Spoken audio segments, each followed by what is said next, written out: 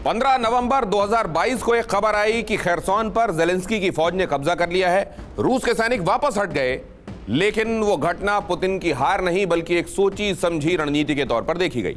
रणनीति है कि पहले पीछे हटो और फिर पहले से विध्वंसक तैयारी के बाद पूरी ताकत से दोबारा कब्जा कर लो। और इसी रणनीति के तहत पुतिन दिन रात काम कर रहे हैं। पुतिन की सेना ने खैरसौन में अपनी तैनाती भी बढ़ानी शुरू कर दी है और ऐसा माना जा रहा है कि फरवरी में खैरसौन पर दोबारा रूस का कब्जा करीब करीब तय है। 30 सितंबर 2022 को रूस ने जनमत संग्रह के नाम पर यूक्रेन के एक बड़े हिस्से पर कब्जा किया।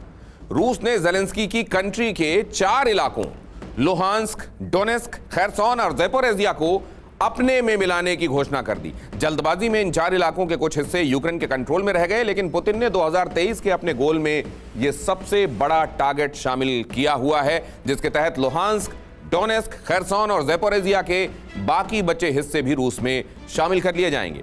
इसके लिए हथियारों से लेकर रिजर्व सैनिकों तक हर तरह की तैयारियां जोरों पर है और ऐसा माना जा रहा है कि नए साल के शुरुआती 2 या 3 महीनों के भीतर पुतिन अपना गोल अचीव कर सकते हैं।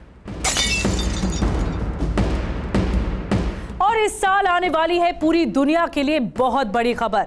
दुनिया के कई बड़े वैज्ञानिकों का अनुमान है कि कोविड 2023 के मार्च तक चीन में भयानक तबाही मचाने के पूरे आसार हैं। चीन के 80% से ज्यादा जनता वायरस का शिकार होगी। लेकिन अगर कोरोना वायरस का नया वेरिएंट नहीं आया तो मार्च के बाद से पूरी दुनिया में कोरोना का अंत शुरू हो जाएगा। यानी 2023 कोरोना का आखिरी साल होने वाला है। अगर ऐसा होता है तो कोरोना वायरस चीन से शुरू होकर चीन में ही खत्म होने वाला है। 2023 में अमेरिका से बहुत बड़ी खबर आने वाली है। खबर यह कि पूर्व राष्ट्रपति डोनाल्ड ट्रंप के राजनीतिक करियर का अंत हो सकता है। 2024 में राष्ट्रपति पद के लिए डोनाल्ड ट्रंप की दावेदारी चकनाचूर हो सकती है और उनकी जगह फिलहाल फ्लोरिडा के governor Ron DeSantis Republican party का नया चेहरा हो सकते हैं। 2022 में हुए मिड टर्म चुनाव में रिपब्लिकन पार्टी के निराशाजनक प्रदर्शन के बाद तमाम सर्वे में डोनाल्ड ट्रंप की लोकप्रियता में भारी गिरावट आई है। डोनाल्ड ट्रंप फिलहाल कई मामलों में जांच के दायरे में भी हैं। ऐसे में 2023 डोनाल्ड ट्रंप के लिए बड़ा संकट लाने वाला है। 2023 की शुरुआत रूस के लिए एक बड़े लक्ष्य को हासिल करने के साथ हो सकती है। कीव पर दोबारा हमले करना और यूक्रेन को घुटने पर लाना पुतिन का मकसद है और इसी उद्देश्य को पूरा करने के लिए पुतिन की कंट्री में 2 लाख रिजर्व सैनिकों की ट्रेनिंग चल रही है। स्पेशल ट्रेनिंग के बाद 2 लाख रिजर्व सैनिकों को जंगी मैदान में उतारने की तैयारी है। और अब खबर दुनिया में इंसान की सेहत से जुड़े बहुत बड़े आविष्कार की। वैज्ञानिकों ने एक लंबे रिसर्च के बाद एक सुपर फूड तैयार कर लिया है। सुपर फूड यानी वैज्ञानिक लैब में बना भोजन जो आपको आपकी सेहत के मुताबिक पोषण दे सकता है। यह भोजन शाकाहारी और मांसाहारी दोनों तरह का होगा, जिसे फर्मेंटेशन के जरिए तैयार किया गया है।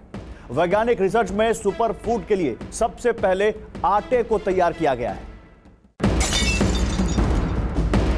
अगले कुछ दिनों में कांग्रेस के खेमे से एक बड़ी खबर आ सकती है। कांग्रेस के वरिष्ठ नेता दिग्विजय सिंह राज्यसभा में नेता प्रतिपक्ष बन सकते हैं। दिग्विजय सिंह फिलहाल राज्यसभा सांसद हैं और भारत जोड़ो यात्रा के संयोजक भी हैं। अब तक मल्लिकार्जुन खड़गे राज्यसभा में नेता विपक्ष की भूमिका निभा रहे हैं, लेकिन कांग्रेस अध्यक्ष बनने के बाद खड़गे ने संसदीय दल की नेता सोनिया गांधी को अपना इस्तीफा सौंप दिया है। अनुमान लगाया जा रहा है कि संसद सत्र से पहले कांग्रेस एक बड़ा फैसला ले सकती है। हालांकि राजनीति संभावनाओं का खेल है, समीकरणों का खेल है, लेकिन अब तक दिखाई दे रहे समीकरणों को समझें तो राज्यसभा में नेता प्रतिपक्ष की दौड़ में दिग्विजय सिंह सबसे आगे चल रहे हैं। कुछ ही दिनों में आने वाली इस बड़ी खबर पर नजर बनाए हुए हैं TV9 संवाददाता कुमार विक्रांत। कांग्रेस ने उदयपुर में तय किया था एक व्यक्ति एक पद का सिद्धांत, जिसके बाद मल्लिकार्जुन खड़गे ने कांग्रेस का अध्यक्ष पद का चुनाव लड़ने से ठीक पहले नेता प्रतिपक्ष राज्यसभा से अपना इस्तीफा संसदीय दल की नेता सोनिया गांधी को सौंप दिया था। लेकिन उसके बाद से सोनिया गांधी ये फैसला नहीं कर पाई कि राज्यसभा में नया नेता प्रतिपक्ष कौन हो, क्योंकि एक अनार 100 बीमार वाली बात थी। लेकिन अब माना जा रहा है कि जैसे अहम पदों पर दक्षिण भारत से नेता पहुंचे हुए हैं, ऐसे में उत्तर भारतीय को ये जगह मिलनी चाहिए। इसलिए इस रेस में सबसे आगे दिग्विजय सिंह है। इसकी संभावना 70% है। यूक्रेन पर रूस के ऑपरेशन के बाद पूरी दुनिया में हथियार बनाने और अपनी सेना को अपग्रेड करने की लहर सी दौड़ पड़ी।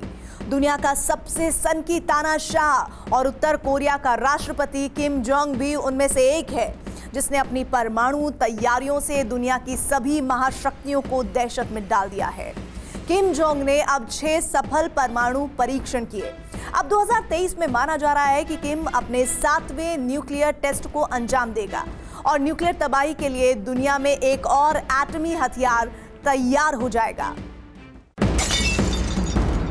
दुनिया का हर वो शख्स जिसकी नजर कमजोर है, जिन्हें नजर के लिए चश्मा लगाना पड़ता है, उनके लिए अगले कुछ महीनों में एक बहुत बड़ी खबर आने वाली है। दुनिया की कई फार्मा कंपनियों ने एक आई ड्रॉप ट्रीटमेंट ढूंढ निकाला है, जिसकी 2 बूंद आंखों में डालने के बाद आपको चश्मा लगाने की जरूरत नहीं पड़ेगी। ये आई ड्रॉप दिन में 6 से 10 घंटे तक आपकी आंखों की रोशनी दुरुस्त रखेगा। कई फार्मा कंपनियों ने इसका सफल ट्रायल भी कर लिया है। सबसे बड़ी बात यह कि अगले 6 महीने में यह दवा भारत में भी मिलेगी। दुनिया में परमाणु हमला झेलने वाला इकलौता देश जापान भी रूस यूक्रेन जंग और चीन ताइवान टेंशन को लेकर सतर्क हो गया है। जापान ने तय किया है कि 2023 में उसे भी उतना ताकतवर बनना है ताकि जंग की स्थिति में उसके हाथ खाली न हो। खास बात यह है कि जापान का सबसे बड़ा दुश्मन चीन लगातार साउथ चाइना सी से लेकर जापान सी तक अपना साम्राज्य फैलाने में जुटा है। दुश्मन कहीं आगे चलकर हावी न हो, इसे ध्यान में रखते हुए जापान ने ड्रोन पर अपना फोकस बढ़ाया है। यूक्रेन जंग में तुर्की के ड्रोन्स ने यह बड़ा संकेत दिया है कि आने वाला युग ड्रोन युग होगा और उसी के लिए जापान भी स्विच ब्लेड ड्रोन खरीदने की जुगत में है। टेक्नोलॉजी के क्षेत्र में इस साल आने वाली है अब तक की बहुत बड़ी क्रांति। ऐसी क्रांति जिसके बाद आपको मोबाइल हैंडसेट या फिर मोबाइल फोन की जरूरत नहीं होगी, क्योंकि मोबाइल फोन की जगह लेने वाली है कुछ ऐसी डिवाइस जिन्हें कलाई, चश्मे या फिर सिर पर पहना जा सकेगा। तकनीकी भाषा में इन्हें वेयरेबल डिवाइस कहते हैं। इस जैसी डिवाइस के जरिए आप 5G की स्पीड के साथ 3D इमेज के जरिए एक दूसरे से बात कर पाएंगे। यानी आप किसी को फोन लगाएंगे तो आपको उसकी 3D इमेज दिखाई देगी। मार्क जकरबर्ग की कंपनी मेटा ने इस डिवाइस को लॉन्च करने की तैयारी कर ली है और जल्दी यह डिवाइस आपके पास होंगी। यूक्रेन जंग में पश्चिमी साजिशों और तैयारियों के खिलाफ पुतिन ने भी कमर कस ली है। पुतिन जानते हैं कि रूस थोड़ा भी कमजोर पड़ा तो पश्चिमी ताकतें रूस के खिलाफ एकजुट होकर जबरदस्त हमला कर सकती हैं। मेदवेदेव ने कुछ दिन पहले ही अपने स्टेटमेंट में कहा था कि रूस के पास परमाणु ताकत के डर से ही वेस्टर्न कंट्रीज किसी भी तरह के हमले से दूर हैं। और साथ ही पुतिन का 4 और न्यूक्लियर सबमरीन बनाने का ऐलान उसी दिशा में जा रहा है कि रूस हर मोर्चे पर एटमी ताकत को और बढ़ाने पर पूरा फोकस कर रहा है। 2023 भारत के स्पेस सेक्टर के लिए बेहद खास होने वाला है। साल 2023 में मिशन गगनयान को लॉन्च करने की तैयारी है। यह भारत का पहला ऐसा अंतरिक्ष मिशन होगा जिसमें अंतरिक्ष यात्रियों को स्पेस में भेजा जाएगा। करीब 10,000 करोड़ के इस प्रोजेक्ट में इसरो के साथ DRDO और हिंदुस्तान एरोनॉटिक्स लिमिटेड भी शामिल है। फरवरी 2023 से फ्लाइट्स टेस्ट की एक सीरीज शुरू होगी। पहले टेस्ट में मानव रहित यान को अंतरिक्ष में भेजा जाएगा और दूसरे टेस्ट फ्लाइट में एक रोबोट भेजा जाएगा। इसी तरह के करीब 17 टेस्ट किए जाएंगे। ट्रायल के रिजल्ट को देखते हुए भारतीय अंतरिक्ष यात्रियों को अंतरिक्ष में भेजने पर फाइनल फैसला करेगा। हाल ही में भारत सरकार ने 120 प्रलय मिसाइलों की खरीद को मंजूरी दे दी। इन्हें सबसे पहले वायुसेना में शामिल किया जाएगा। इसके बाद ये थल सेना का हिस्सा बनेंगी। प्रलय मिसाइल को LAC और LOC पर तैनात करने की तैयारी है। भारत के इस फैसले से चीन और पाकिस्तान में डर पैदा होगा, क्योंकि प्रलय बैलिस्टिक मिसाइलें 150 से 500 किलोमीटर तक मार करने में सक्षम है। खास बात यह है कि इसे रात को भी दागा जा सकता है। यह पहली बार होगा जब किसी बैलिस्टिक मिसाइल को स्ट्रैटेजिक कैंपेन के तहत तैनात किया जाएगा। साल 2023 के आगाज के साथ ही ड्रैगन के होश फाख्ता होने वाले हैं, क्योंकि हिंदुस्तान के सुरक्षा कवच को अभेद्य बनाने के लिए डिफेंस के साथ साथ दुश्मन पर अटैक करने के लिए सबसे बड़ा जंगबाज दस्तक दे सकता है, जिसका नाम है S-400 मिसाइल डिफेंस सिस्टम। जी हां, रूस यूक्रेन वॉर के बीच रूसी डिफेंस ने S-400 की तय वक्त पर डिलीवरी करने का फैसला किया है, जिसके तहत भारत को 2023 में S-400 की तीसरी खेप मिल सकती है। S-400 एक ऐसा मिसाइल डिफेंस सिस्टम है जो आसमान में 400 किलोमीटर के दायरे में ऐसा चक्रव्यूह तैयार करता है जिसे भेद पाना नामुमकिन है। और इस साल वर्ल्ड ब्रेकिंग होने वाली है दुनिया में जनसंख्या विस्फोट का नया आंकड़ा। भारत दुनिया की सबसे ज्यादा आबादी वाला देश बनने जा रहा है। इस साल पूरी दुनिया को ये ब्रेकिंग न्यूज मिलने वाली है कि आबादी के मामले में भारत ने चीन को पीछे छोड़ दिया है। फिलहाल भारत की आबादी 140 करोड़ के आसपास है, जबकि चीन की आबादी 141 करोड़ के आसपास है।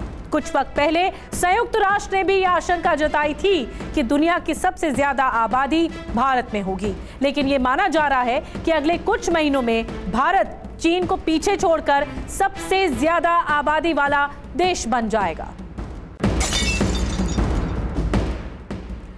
इस साल के अंत तक क्रिकेट के मैदान से एक बहुत बड़ी खबर आ सकती है। खबर यह कि विराट कोहली और रोहित शर्मा क्रिकेट के किसी एक फॉर्मेट को अलविदा कह सकते हैं। इस साल अक्टूबर नवंबर में वनडे वर्ल्ड कप भारत में ही खेला जाना है और बहुत मुमकिन है कि इस वर्ल्ड कप के बाद देश के 2 बड़े खिलाड़ी ये घोषणा कर सकते हैं। हालांकि पूरी दुनिया के क्रिकेट फैंस यही उम्मीद कर रहे हैं कि विराट और रोहित का बल्ला लंबे वक्त तक क्रिकेट के मैदान पर गूंजता रहे। इस साल भारत को अपना पहला स्वदेशी एयरक्राफ्ट कैरियर INS विक्रांत मिला था।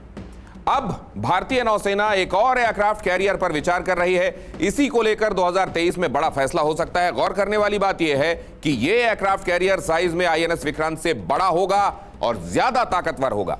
बीते कुछ वक्त में चीन की बढ़ती चुनौतियों को देखते हुए इस पर 2023 के शुरुआती महीनों में ही फैसला हो सकता है।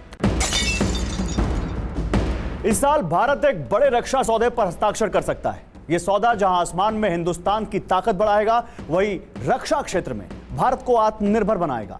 दरअसल भारत इस साल 114 फाइटर जेट्स की डील कर सकता है। भारतीय वायुसेना इन मल्टी रोल फाइटर एयरक्राफ्ट को buy global and make in India योजना के तहत खरीदेगी। इस योजना के तहत 18 फाइटर जेट्स दूसरे देश से खरीदे जाएंगे, जबकि बाकी 96 फाइटर जेट्स का प्रोडक्शन भारत में ही किया जाएगा। बोइंग, लॉकहीड मार्टिन, साब, मिग, इरकुट कॉरपोरेशन और दसॉ एविएशन जैसी दुनिया की टॉप एयरक्राफ्ट मैन्युफैक्चरर कंपनियां इस टेंडर में शामिल हो सकती हैं। और इस साल एक बहुत बड़ी ब्रेकिंग न्यूज आने वाली है। दुनिया में पहली बार रोबो टैक्सी का इस्तेमाल होगा। रोबो टैक्सी यानी driverless taxi service. Elon Musk की car company Tesla robo taxi बना चुकी है और इस साल अमेरिका की सड़कों पर बिना ड्राइवर वाली टैक्सी दिखाई देने लगेंगी। टेस्ला ने 2022 में ही सैन फ्रांसिस्को में रोबो टैक्सी का ट्रायल किया था, लेकिन ये रोबो टैक्सी सिर्फ रात के वक्त ही इस्तेमाल की गई थी। लेकिन अब ये तय माना जा रहा है कि अमेरिका के कम से कम 2 शहरों में बिना ड्राइवर वाली टैक्सी सर्विस शुरू हो जाएंगी। प्रोजेक्ट 75 की 5वीं कैलवरी क्लास पनडुब्बी 2022 में इंडियन नेवी को सौंप दी गई। इस तरह की कुल 6 स्वदेशी सबमरीन बनाई जानी है। 5 सबमरीन इंडियन नेवी के बेड़े में शामिल हो चुकी है और इस साल 6ठी सबमरीन भी भारत को मिल सकती है। दरअसल इंद्र कुमार गुजराल सरकार ने 24 पनडुब्बियां नेवी को देने का फैसला किया था। इसके लिए प्रोजेक्ट 75 बनाया गया। 30 साल के लिए बनाए गए इस प्रोजेक्ट में 18 पारंपरिक और 6 परमाणु संचालित पनडुब्बियों का निर्माण होना है। इस साल 2 नए थिएटर कमांड्स का ऐलान हो सकता है। एक मैरीटाइम थिएटर कमांड, जबकि दूसरा air defence theatre command. Maritime theatre command यानी समुद्री थिएटर कमांड में तीनों सेनाओं का इंटीग्रेशन होगा। इसके तहत नौसेना की पूरी फ्लीट आएगी। इस पर देश की 7,516 किलोमीटर लंबी तट रेखा की देखरेख की जिम्मेदारी होगी। एयर डिफेंस थिएटर कमांड का ऐलान मार्च 2023 तक किया जा सकता है। यह कमांड पूरी तरह से वायुसेना के नियंत्रण में होगी। इसके सभी अधिकार वायुसेना प्रमुख के पास होंगे। तैयार रहिए गर्मी की भीषण मार झेलने के लिए, क्योंकि इस साल यह खबर पूरी दुनिया के पसीने छुड़ाने जा रही है। ब्रिटेन के मौसम वैज्ञानिकों का अनुमान है कि 2023 अब तक का सबसे गर्म साल होने वाला है। यानी इस साल गर्मी के सारे रिकॉर्ड टूटने वाले हैं। वैज्ञानिकों का मानना है कि इस साल पृथ्वी का औसत तापमान सामान्य से 1.2 डिग्री सेल्सियस ज्यादा रहने वाला है। 80% संभावना है कि यह खबर सच होगी, और अगर ऐसा होता है तो यह लगातार 10वां साल होगा जब पृथ्वी के औसत तापमान में सामान्य से 1 डिग्री ज्यादा की बढ़ोतरी होगी। इसलिए सावधान रहिए और तैयार रहिए गर्मी के भीषण कहर के लिए।